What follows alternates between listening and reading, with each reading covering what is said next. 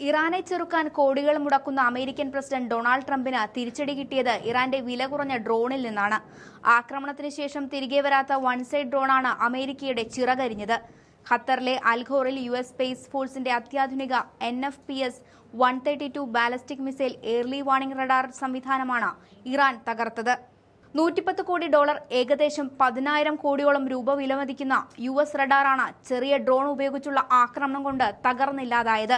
കൃത്യതയോടെയുള്ള missile ആക്രമണത്തിലൂടെയാണ് radar തകർത്തതെന്ന് IRGC പറയുന്നുണ്ട്. ആക്രമണം നടന്ന സ്ഥലത്ത് തകർന്നു വീണ അവശിഷ്ടങ്ങളും തീപിടുത്തമുണ്ടായതിന്റെ അടയാളങ്ങളും ഉപഗ്രഹ ചിത്രങ്ങളിൽ വ്യക്തമാണ്. ഷഹീദ് ഡ്രോണുകളോ മിസൈലുകളോ ഉപയോഗിച്ചാണ് പ്രതിരോധ നിരയെ ഭേദിച്ച് ആക്രമണം നടത്തിയതെന്നാണ് വിദഗ്ധർ പറയുന്നത്. ചിലവ് കുറഞ്ഞ ഇത്തരം ഡ്രോണുകൾ ലക്ഷ്യസ്ഥാനത്ത് പതിച്ച് സ്വയം നശിക്കുന്ന വിധത്തിൽ രൂപകൽപ്പന ചെയ്തവയാണ്. $30,000 മുതൽ $50,000 വരെയാണ് ഇതിന് ചിലവ് വരുന്നത്.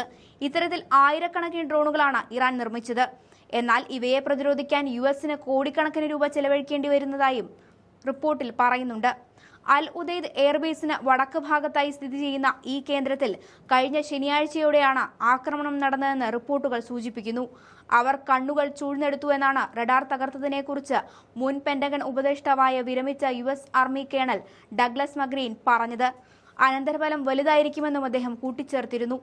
US തന്ത്രപ്രധാന കേന്ദ്രം തകർത്തതുവഴി അമേരിക്കയുടെയും സഖ്യകക്ഷികളുടെയും ആയുധങ്ങളെ ദുർബലപ്പെടുത്താനാണ് ഇറാൻ ലക്ഷ്യമിട്ടത്. മിസൈൽ പ്രതിരോധത്തിന്റെ ആദ്യഘട്ടമായ സെൻസർ പാളിയെ തന്നെ ആക്രമിച്ചതുവഴി US സൈനിക നീക്കങ്ങളുടെ വേഗത കുറയ്ക്കാൻ ഇറാന് സാധിച്ചു.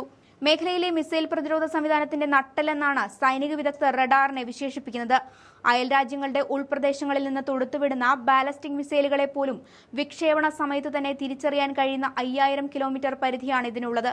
US റഡാർ പ്രവർത്തനരഹിതമായതോടെ മിസൈൽ പ്രതിരോധത്തിനായുള്ള പ്രതികരണ സമയം ഗണ്യമായി കൂടും. ഇറാനെ പ്രതിരോധിക്കാനും ചെറുത്തുനിൽക്കാനും അമേരിക്കയുടെ ആണിക്കല്ലിനെ തന്നെ തകർത്തു എന്ന് പറയാം. ആൾബലമോ ആയുധബലമോ മാത്രമല്ല, അതിനപ്പുറം ഇറാനെ നയിക്കുന്ന ബുദ്ധികേന്ദ്രങ്ങൾ തന്നെയാണ് അമേരിക്കയെ തകർത്തിടുന്നത്. വലിയ നഷ്ടങ്ങൾ അമേരിക്കയ്ക്ക് ഇനി വരാനിരിക്കുന്നതേയുള്ളൂവെന്ന് ഇതിൽ നിന്നും വ്യക്തമാണ്.